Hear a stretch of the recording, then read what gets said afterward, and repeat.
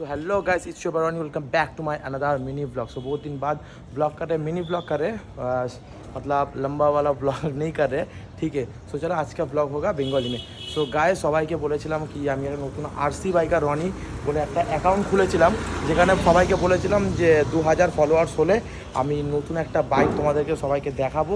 So আজকে সেটা আমি নিয়ে যাচ্ছি ডাইনামিক র্যাপ, সবাই জানো কোথায় আছে আর ওটা কার, বিয়ার বাইকার স্যামির। তো আমি এখন সেখানে চলেছি আর বাইকটা আমি তোমাদেরকে দেখাবো না, কারণ কি ওটা একটা সারপ্রাইজ, ডেলিভারির দিন তোমরা সবাই দেখতে হবে। অনেক দিন আগেই ভেবেছিলাম যে মানে 2000 হয়ে গেলে বাইকটা দেখাবো, কিন্তু তা ভাবলাম যে না, একটু প্ল্যান করে র্যাপ ট্যাপ কিছু একটা করাবো। তো ঠিক আছে, তো স্যামিদার সাথে কথা হলো আর স্যামিদা এতটা মতলব লয়ালিটিভাবে কথা বলছে কী বলবো, আমার তো খুবই ভালো লেগেছে। আর 2000 দেখাও বলেছিলাম, 11000 হয়ে গেছে তোমাদের ভালোবাসাতে, যার জন্য সবাইকে অনেক অনেক ধন্যবাদ and love you my insta family.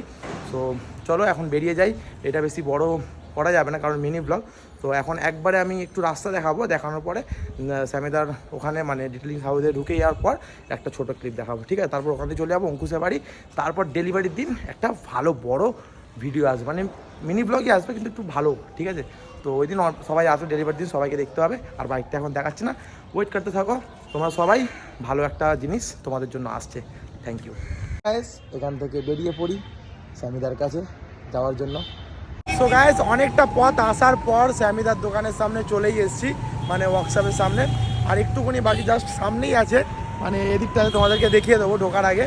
তো যাই না ওখানে ঢুকে কথা বলতে পারবো কিনা, আমি তো অনেক লজ্জা পাই ব্লগ বানানোর সময় কথা বলতে।